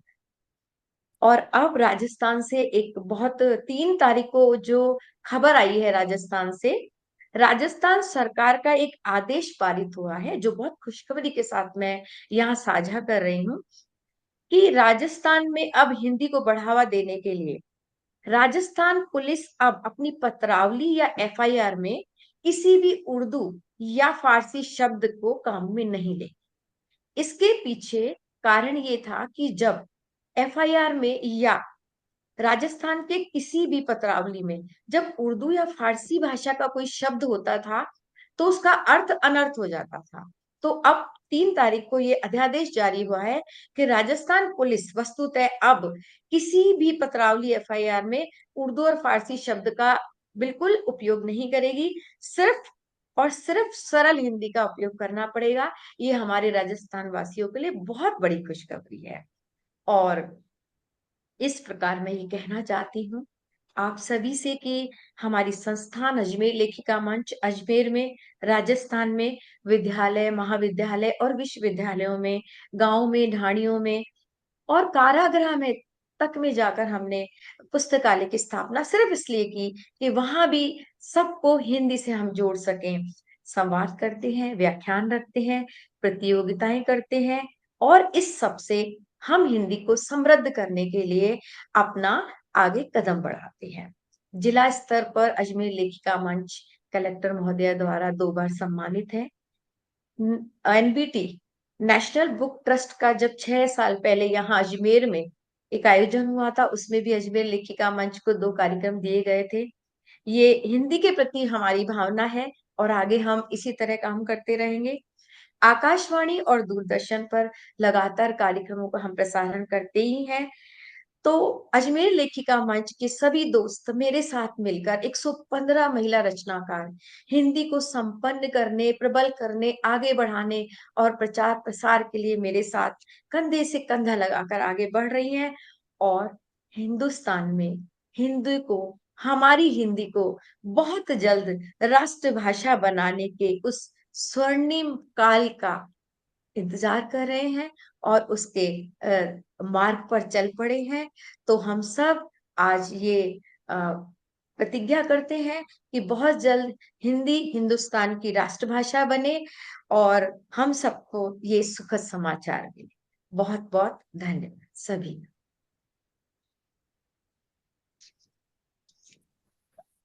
इस सूचनापरक वक्तव्य के लिए भारत से डॉक्टर मधु खंडेलवाल जी को हार्दिक धन्यवाद। अध्यक्षीय भाषण से पहले हम 5 मिनट का परिचर्चा सत्र करेंगे। परिचर्चा सत्र के लिए मैं विश्व हिंदी सचिवालय की महासचिव डॉक्टर माधुरी रामधारी जी को आमंत्रित करता हूं।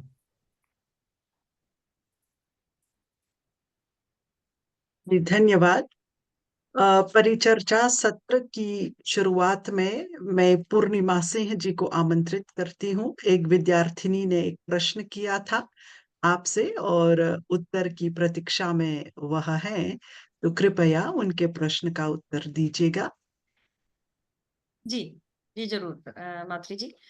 मैं ये उस प्रश्न पे मैं ये कहना चाहूंगी कि बच्चे ने ये प्रश्न पूछा था कि हम हिंदी अगर बोलते हैं हिंदुस्तान में तो हमें गंवार समझा जाता है और हमें जो है पिछड़ा हुआ समझा जाता है। तो मैं इसके उत्तर में ये कहना चाहूंगी कि ये सिर्फ जागरूकता की कमी है और कुछ नहीं, क्योंकि मुझे ऐसा लगता है कि अपनी माँ, मातृभाषा और मातृभूमि को कभी भूलना नहीं चाहिए। हम हिंदुस्तान में हैं, जैसे हमने अपनी आजादी की कीमत नहीं पहचानी और हमने 200 साल तक उसकी त्रासदी झेली, तो ये अगर आज लोगों ने नहीं समझा तो ये ठीक नहीं है। हम लोग यहाँ विदेश में रह रहे हैं तो हम जानते हैं कि हिंदी की क्या कीमत है। हमारी पहचान है हिंदी, उसी से है हम। अच्छा, दूसरी चीज, अगर थोड़ा व्यावहारिकता में जाएं, अगर आप कहेंगे कि हिंदी पढ़ के मैं डॉक्टर इंजीनियर कैसे बनूंगी क्योंकि सारी किताबें जो है इंग्लिश में हैं, तो उसके लिए मैं ये कहना चाहूंगी कि जैसे जब बारिश होती है हम लोग बाहर जाते हैं, रेनकोट यूज करते हैं, रेनकोट पहनते हैं, और जब घर आते हैं तो रेनकोट को बाहर टांग देते हैं और घर में हम अपने असली कपड़ों में आ जाते हैं। तो बस उतना ही वही करना है इंग्लिश के साथ। पढ़ो, हम ये नहीं कहते कि इंग्लिश मत पढ़ो या दूसरी भाषाएं ना पढ़ो, दूसरी भाषाओं को भी, हिंदी का प्रचार प्रसार करना दूसरी भाषा का अपमान नहीं है। हम अपनी भाषा का प्रचार प्रसार कर रहे हैं, इसका मतलब ये थोड़ी ना कि हम दूसरी भाषा का अपमान कर रहे हैं या हम दूसरी भाषा को छोड़ रहे हैं। वही पढ़ रहे हैं। जब तुम्हारी किताबें, हमारी किताबें इंग्लिश में हैं, आगे बढ़ने के लिए जो अगर हायर एजुकेशन के लिए बाहर जा रहे हो, अमेरिका जा रहे हो, कनाडा, जरूर इंग्लिश पढ़नी पड़ेगी, लेकिन हमारे घर में जो है वो हिंदी ही है, उससे दूर नहीं होना है। होता क्या है, धन्यवाद जी। हाँ, कि इंग्लिश में पढ़ाते जाते हो, बच्चे घर में भी इंग्लिश बोलते हैं और माँ बाप उसको बढ़ावा देते हैं। ये नहीं करना है। ये नई पीढ़ी को ये समझना होगा कि ये नहीं करना है, बच्चों को हिंदी सिखानी है, बच्चे घर में हिंदी ही बोले। बाहर जाके वो चाहे इंग्लिश बोलते हैं, चाहे वो अरेबिक बोले, चाहे वो फारसी बोले, कुछ भी बोले, लेकिन घर में हिंदी पढ़े। ये नियम, ये मतलब एक जागरूकता की जरूरत है एक्चुअली।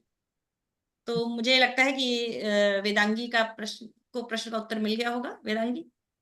जी, धन्यवाद। जी, बहुत धन्यवाद पूर्णिमा जी।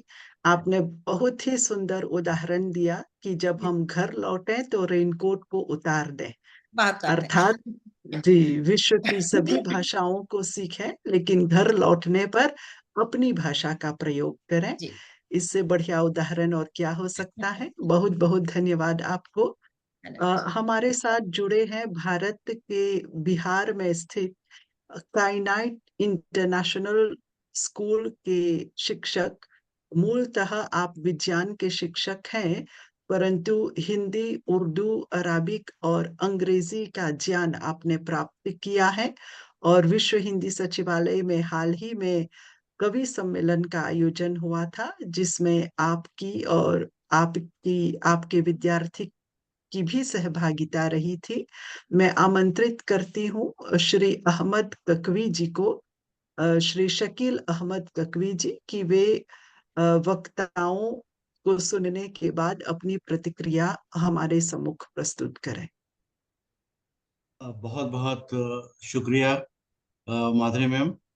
और खास कर मैं ये कहना चाहूँगा, सबसे पहले तो प्रकाश जी के लिए मैं कहूँ कि काश तेरा घर मेरे घर के पास होता, तू ना आता, तेरी आवाज़ तो आती होती। और माधुरी मैम की जो बात है तो वो तो सदाबहार है। इनसे मिलने के बाद जो परिवर्तन हमारे बच्चों में आया है उसकी भी थोड़ी सी परिचर्चा करूंगा। इसमें माधुरी जी आपके लिए कहूंगा कि ये अपनी फन की बुलंदी से काम ले लेंगी, ये अपनी फन की बुलंदी से काम ले लेंगी, इन्हें मुकाम ना दो ये मुकाम ले लेंगी। और इसी के साथ साथ जो एक हमारी शिक्षिका जो ओमान से बहुत अच्छा बात कर रही थी, तो मैं चूंकि 20 साल से अधिक समय उन्हीं वादियों में भटकता रहा हूँ। कतर में मैं था, और उस समय जब मुझे याद आया कि मुझे अपना गांव बहुत याद आया, तो मुझे ऐसा लगा कि दरिया न कर पुल मिसमार मेरे, अभी कुछ लोग रह गए हैं उस पार मेरे। इस सोच ने मुझे दोबारा पलट करके अपने गांव पे आने पे मजबूर किया। मेरा गांव बिहार में काको एक जगह है जो जहानाबाद जिला में है। और उसमें जब हम आए तो लोगों ने मुझसे पूछा कि आपके आने का सबब क्या हुआ, वजह तो बता दें, कारण तो बताएं। तो मैंने उनसे कहा कि "ऐ काकवी, तुम लौट के आ जाओ वतन को, कर दो अदा वो कर्ज जो है तुम पर चमन को, खामोश हवेली और दरीचों की कसम है, आ जाओ कि तुम्हारी माँ की आंख आज भी नम"। माधुरी मैम ने जिस सचिवालय में जिस मादरी जबान की या मातृभाषा की बात की, हिंदी की, हमने जब हम मॉरिशस पहुंचे वहां पे, तो मेरे जहन में, मेरे जो मस्तिष्क में जो प्रश्न था, बहुत जटिल प्रश्न था कि यहाँ की भाषा क्या होगी और यहाँ के लोग कैसे होंगे। और जब मुझे बताया गया कि यहाँ पे हिंदी विश्व सचिवालय है, और उसके बाद जब मैं वहां पहुंचा तो मुझे ऐसा लगा कि नाम तो रखना बहुत आसान होता है, लेकिन काम को निभाना बड़ा मुश्किल काम होता है। लेकिन जब मैंने माधुरी जी को सुना और प्रकाश जी से जब बातें हुई और वहाँ की जो व्यवस्था को देखा, तो मन मेरा गर्वित हो उठा। और मुझे ऐसा लगा कि मैं बिहार में हूँ, और बिहार मुख्यतः मूल रूप से हिंदी भाषी क्षेत्र है। तो इस हिंदी भाषी क्षेत्र में जो बच्चे बोलते हैं, आमतौर पे जब हमने बहुत चीजों को देखा, तो मैं मधु खंडेलवाल जी की बातों को सुनने के बाद अच्छा लगा मुझे, लेकिन समझ में नहीं आया कि हम जो बात कर रहे हैं वो हिंदी कर रहे हैं या उर्दू कर रहे हैं।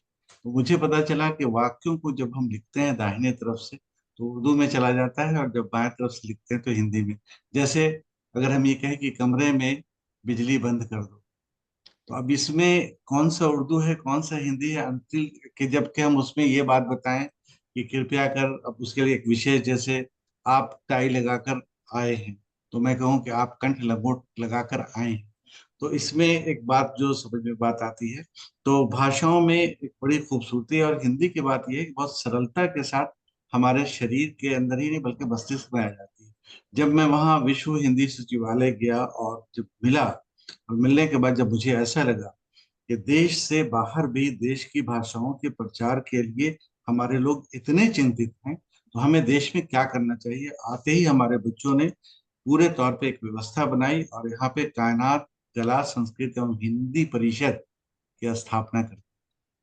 और इतना ही नहीं किया, बल्कि इसके बाद से फिर वो लगातार इस बात पे है कि संवाद नाम की एक पत्रिका, जो ये बहुत जल्द ही 14 नवंबर को जो हमारा बाल दिवस है उस पर वो प्रकाशित करने वाले हैं, जिसपे हम आमंत्रित करेंगे हम तमाम हमारे साथी जो यूक्रेन से जुड़े हुए हैं, ओमान से हैं, और जो और भी अजमेर से हैं, कि हम आपसे अनुरोध करेंगे कि आप अपना संदेश इस पत्रिका के लिए अवश्य भेजें। वो उस तरह से हम आपको एक पत्र जरूर भेजेंगे। एक तो बात ये होगी। दूसरी बात, जब बच्चों से बात करते हैं तो बच्चे ये पूछते हैं मुझसे कि सर हिंदी में, तो मैंने पूछा कि बहुत आसान है, गाने कैसे सीख जाते? तो बोले कविता बनाने पे हमें बड़ा। अभी जितनी बातें हमने सुनी, जो बातें हमारे हिंदी साहित्य के बारे में हुई, तो आजकल का जो चैलेंज है हमारे पास जो समस्याएं हैं, वो समस्या ये है कि मोबाइल के दौर में जब बच्चे बहुत तेजी के साथ दूसरे क्षेत्र में जा रहे होते हैं, उनको किताबों के पन्नों को पलटवाना ये एक बड़ा कठिन काम है। लेकिन जो प्रयास मधु खंडेकलवाल जी ने किया है उसकी मैं सराहना करता हूँ। परिचर्चा को आगे बढ़ाते हुए मैं ये बताऊं आपको, बच्चों को कहा कि बहुत कोई कठिन कार्य नहीं है, बहुत आसान सा कार्य है। तो बोले कैसे? हमने कहा कि कविता बनाना बहुत आसान है। बोले कैसे? हमने कहा, एक कप टी आपने दी, हमने पी, ही कविता बन गई। तो बोले अच्छा, ऐसा है? तो मैं कि ये कविता मैं गढ़ के नहीं बता रहा हूँ, ये कविता जब तुम जाओगे माखनलाल चतुर्वेदी जी को भी सुनोगे, बहुत सरल भाषा में उन्होंने बात कही। उन्होंने बात कही कि चाह नहीं मैं देवों के सर पे बैठूं और बैठकर इठलाऊं, बल्कि मुझे तोड़ लेना ए वनमाली, उस पद पर तू देना फेंक, मात्र भूमि पर शीश चढ़ाने, जिस पद पर जाते हो वीर अनेक। कितना सरल और सहज है, लेकिन इससे जो प्रेम की भावना हमारे देश के प्रति होती है, और वो जितना आसानी के साथ हम हिंदी में बता सकते हैं, जितना आसानी के साथ हम बात मातृभाषा में बता सकते हैं, हम उतना दूसरी भाषाओं में नहीं बता सकते हैं। इसी परिचर्चा को बढ़ाते हुए जब हमारे पास अभिभावक आ चुके, एक विद्यालय है यहाँ पे, हमने जब हम वहां से वापिस आए तो मुझे लगा कि जहाँ पे हमारे गांव की कंकरियां जो हमारे पैरों में बचपन में चुभी थी, और जो बार बार हमें याद दिलाती है कि लौट कर आए हो तो तुम्हें कुछ करना है, तो मैंने शिक्षा के क्षेत्र को चुना और यहाँ पे कायनात इंटरनेशनल स्कूल की एक स्थापना की। सीबीएसई से +2 तक ये मान्यता प्राप्त है। ये सुदूर गांव में है, बहुत ही दूर के गांव में है, ये रिमोट एरिया में है, लेकिन बच्चों का उमंग देखते हुए हमें बहुत आनंद आता है, और हमें ऐसा लगने लगा कि अब हम हिंदी की जो बात करते हैं, तो हिंदी के प्रचार और प्रसार की जब बात करते हैं, तो हिंदी तो हमारे मन मन में बसी होती है, रग रग में बसी होती है, शब्दों में बसी होती है, अर्थों में बसी होती है। कारण सिर्फ ये है कि उसको लिखने में हम थोड़ा सा आगे इसको बढ़ा दें, और बच्चों के साथ मिल करके एक परिचर्चा, एक संवाद कर दें। ये जो कदम आपका है कि कहाँ मैं बैठा बिहार में और कहाँ आप बैठी मॉरिशस में, कहाँ कौन बैठा ओमान में, और सबसे बड़ी बात यह है कि टाइमलाइन जो अंतर है, हिंदुस्तान के टाइम में कुछ हो रहा है, मॉरिशस 1 घंटा पीछे चल रहा है, ओमान 2 घंटा आगे चल रहा है, लेकिन फिर भी हम सब जमा है, ये हिंदी ही की शक्ति है और हिंदी ही की ताकत है। मैं अपनी परिचर्चा को विराम देते हुए मैं ये कहूंगा, इस तरह की परिचर्चा में बच्चे जब भाग लेंगे और जो आपका प्रयास है वो सराहनीय कदम है। अंत में मैं इतना ही कहूंगा कि सितारों की लय से चिरागों की लौ तक, बहुत दूर तक रात ही रात होगी, क्योंकि हिंदुस्तान में रात है। मुसाफिर हैं हम भी, मुसाफिर हो तुम भी, किसी मोड़ पर फिर मुलाकात होगी। माधुरी जी, बहुत बहुत धन्यवाद हमें आमंत्रित करने के लिए, और बहुत बहुत धन्यवाद उन बच्चों को संवाद में भाग लेने के लिए। धन्यवाद। श्री शकील अहमद नकवी जी को भी बहुत बहुत आभार। और आप अपने विचार हमेशा काव्यात्मक शैली में प्रस्तुत करते हैं और सुनकर हमें अपार आनंद की प्राप्ति होती है। और दूसरी बात, मैंने देखा, पहली बार भी आपसे भेंट हुई थी और अभी भी आपको सुनने के बाद यह पुष्ट हो चुका है कि आपके मन मस्तिष्क में एक ही बात बार बार आती है, और वह है भाषा को लेकर कुछ करना है। और इसी एक भाव के कारण जो आपके मन में प्रकट होता रहता है कि कुछ करना है, कुछ करना है, आप निरंतर करते जा रहे हैं, और हमारे लिए भी आप प्रेरणा का स्रोत बन चुके हैं। और इससे पूर्व पूर्णिमा जी ने जागरूकता फैलाने की बात की थी, तो हम सब अपने स्तर पर कुछ न कुछ करते रहेंगे तो निश्चित रूप से जागरूकता फैलेगी और हिंदी का वैश्विक फैलाव भी होगा। आपको बहुत बहुत धन्यवाद। परिचर्चा सत्र यहाँ पर समाप्त होता है। मैं प्रकाशवीर जी से अनुरोध करती हूँ कि वे अध्यक्ष महोदय जी को ससम्मान आमंत्रित करें। परिचर्चा में भाग लेने के लिए सभी विद्वज्जनों का हार्दिक धन्यवाद। अब बढ़ते हैं अध्यक्षीय भाषण की ओर। हिंदी साहित्य के प्रति अभिरुचि की उपयोगिता पर प्रकाश डालते हुए अध्यक्षीय भाषण के लिए आमंत्रित हैं डॉक्टर रामशंकर जी, जो ओमान से हमारे साथ जुड़े हैं। आप क्षेत्रीय कार्यालय एवं उत्कृष्टता केंद्र, केंद्रीय माध्यमिक शिक्षा बोर्ड, दुबई, संयुक्त अरब अमीरात में निदेशक के पद पर कार्यरत हैं। आपने बीजेएमसी, पीजीडीसीए, पीएचडी तथा यूजीसी नेट सहित विविध शैक्षणिक पृष्ठभूमि के साथ शिक्षा क्षेत्र में विभिन्न भूमिकाओं के लिए 2 दशकों से भी अधिक समय से आप समर्पित हैं। आपने सीबीएसई में प्रशिक्षण निदेशक और ओडिशा केंद्रीय विश्वविद्यालय में परीक्षा नियंत्रक जैसे महत्वपूर्ण पदों पर कार्य किया है। आपने कई शैक्षणिक पहल की स्थापना की है, जिसमें रायबरेली उत्तर प्रदेश में सीबीएसई उत्कृष्टता केंद्र और सीबीएसई की यूजीसी नेट परीक्षा इकाई शामिल है। अध्यक्षीय भाषण के लिए डॉक्टर रामशंकर जी को हम आदर सहित आमंत्रित करते हैं। आपका स्वागत है महोदय। धन्यवाद आदरणीय डॉक्टर माधुरी रामधारी जी, डॉक्टर शुभंकर मिश्र जी, डॉक्टर अनूप भार्गव जी, यूक्रेन के साथ इस कार्यक्रम में जुड़े हुए श्री यूरी बोतवोकिन जी, यूक्रेन से ही उनकी शिष्या सुश्री ओला माकारोवा जी, सुश्री वंदना उपाध्याय जी, डॉक्टर मधु खंडेलवाल जी जो अजमेर से हमारे साथ जुड़ी हैं, हमारे सीबीएसई परिवार से ओमान से जुड़ी हुई श्रीमती पूर्णिमा सिंह जी और आपकी विद्यार्थी सुश्री आस्था कुमारी जी, नाइजीरिया में हमारे एलएस स्कूल से जुड़ी हुई श्रीमती शिता यादव जी, श्री प्रकाशवीर जी और अभी अभी जिनको हमने सुना श्री शकील अहमद जी, सम्मानित अतिथिगण, शिक्षाविद, विद्यार्थीगण और मेरे प्रिय मित्रों, आप सभी को नमस्कार। सबसे पहले मैं आभार व्यक्त करता हूं डॉक्टर माधुरी रामधारी जी का। आपने मुझे एक अवसर दिया कि मैं इस कार्यक्रम के माध्यम से आपके बीच उपस्थित हूं और अपने विचार रखने का आपने मुझे अवसर दिया, उस हेतु आपका धन्यवाद। मैं आरंभ से ही वक्ताओं को सुन रहा हूं। आपकी भावनाएं देख करके एक बात तो सुनिश्चित है कि हिंदी का भविष्य उज्जवल है। बहुत सारी चुनौतियां हो सकती हैं, तौर तरीके नए अपनाने पड़ सकते हैं, लेकिन यह यात्रा अनवरत जारी रहने वाली है, ये सुनिश्चित यह कार्यक्रम करता है।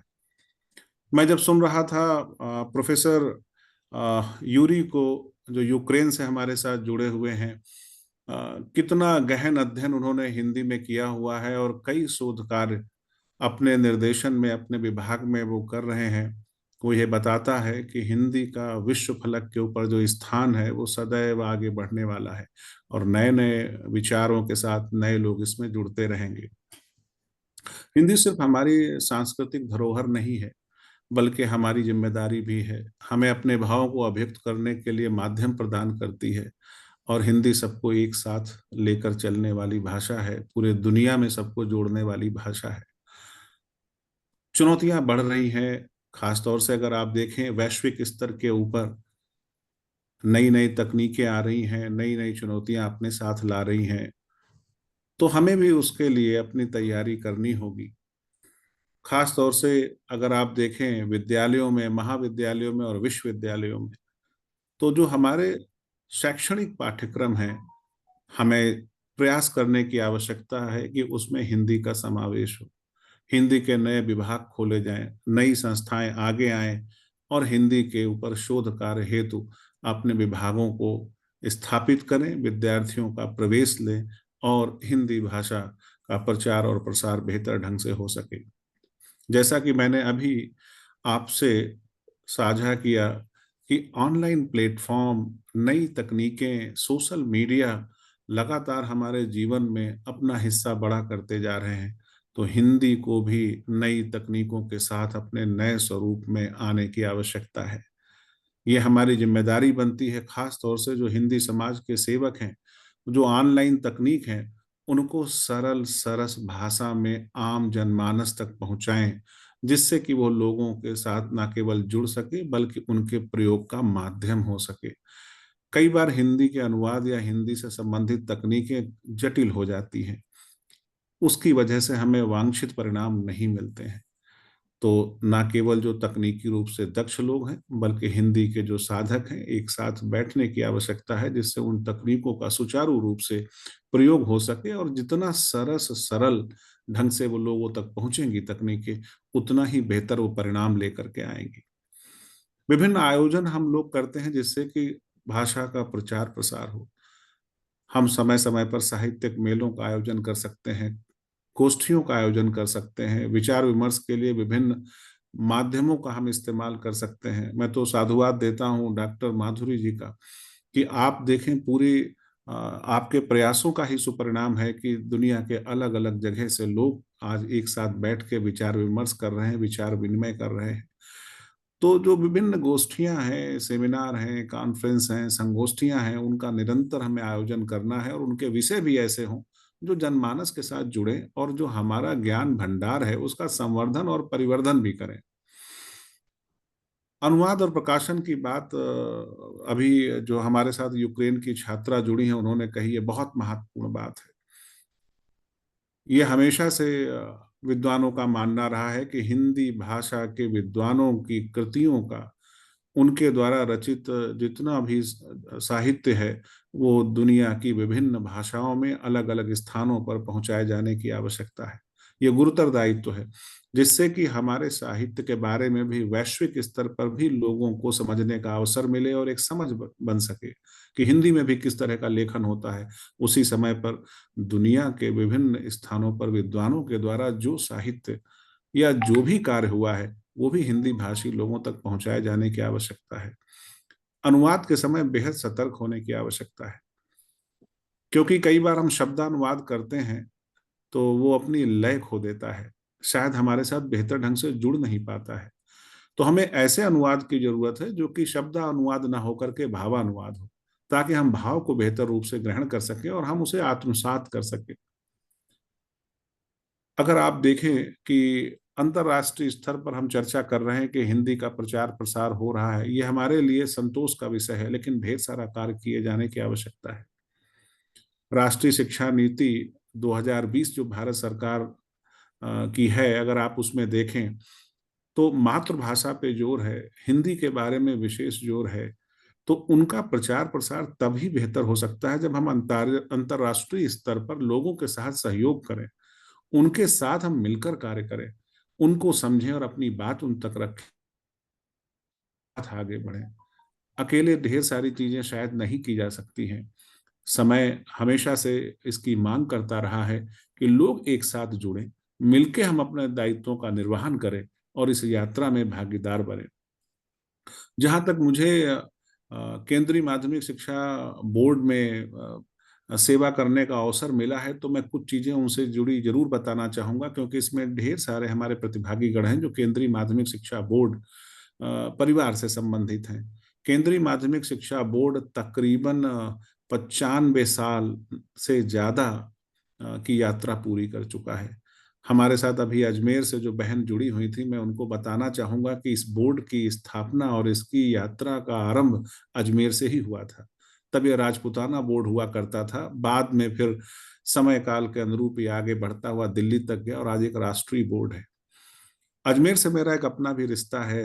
जब अजमेर के बारे में ढेर सारी बातें मुझे सुनने को मिल रही थी और कुछ जगहों के नाम लिए जा रहे थे, तो ये मुझे कई दशकों पीछे खींच के स्मृतियों के पटल पे ले जाती हैं, क्योंकि मैं भी वहाँ जो क्षेत्रीय शिक्षा संस्थान है वहाँ का विद्यार्थी रहा हूँ अजमेर में।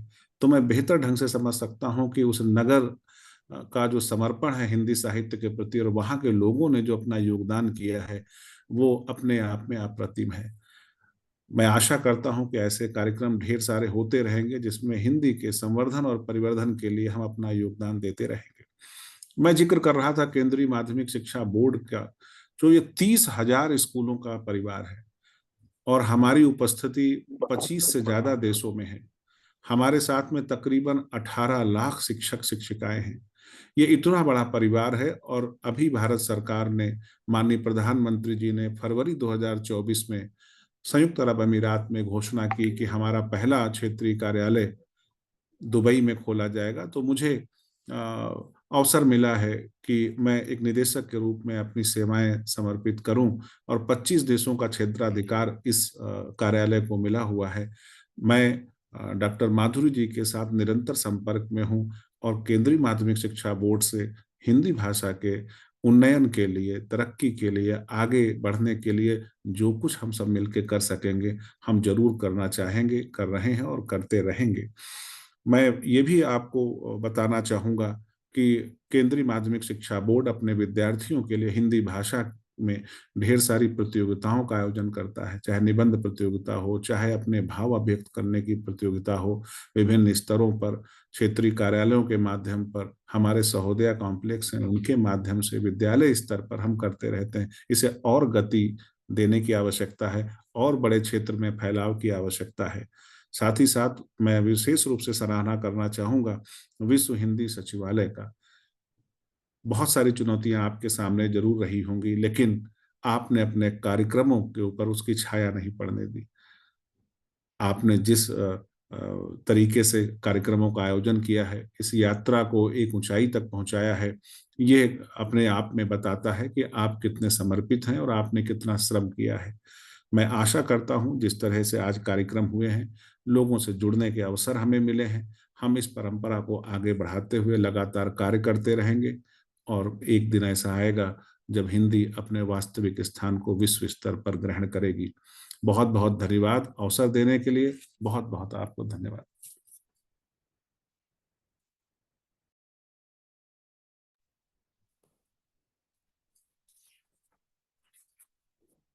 इस विचारोत्तेजक अध्यक्षीय भाषण के लिए डॉक्टर राम शंकर जी को बहुत बहुत धन्यवाद।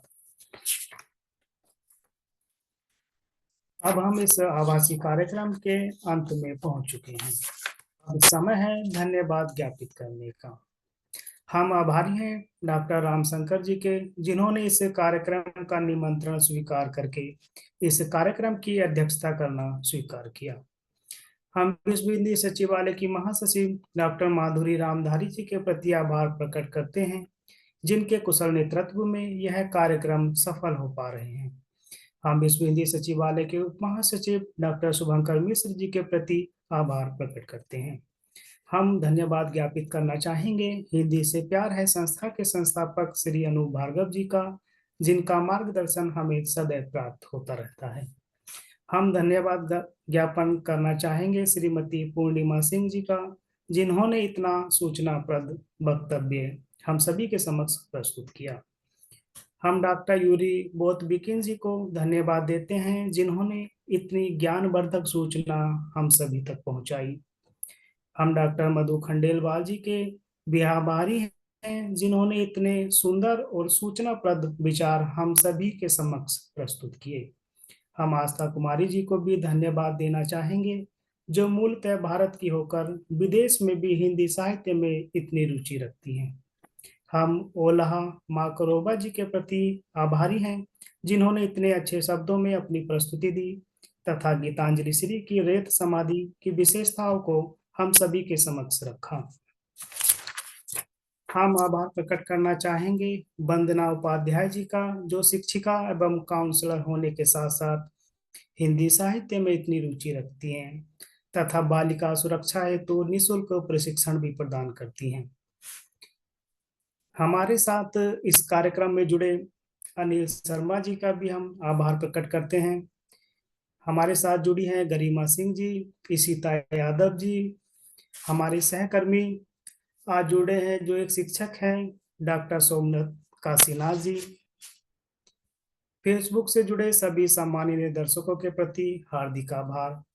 हम आभार प्रकट करना चाहेंगे विश्व हिंदी सचिवालय के IT अधिकारी श्री मनदीप सहारन जी का, जिन्होंने इस कार्यक्रम का तकनीकी पक्ष संभाला। हम इस आभासी कार्यक्रम से प्रत्यक्ष तथा परोक्ष रूप से जुड़े सभी हिंदी विद्वतजनों के प्रति आभार प्रकट करते हैं, जो इस कार्यक्रम से जुड़कर इसे सफल बनाने में प्रयासरत हैं। अब हम इस कार्यक्रम की समाप्ति की घोषणा करते हुए आप सबसे विदा लेते हैं। नमस्ते, शुभ रात्रि। नमस्कार, सभी को नमस्कार। नमस्कार प्रकाश जी।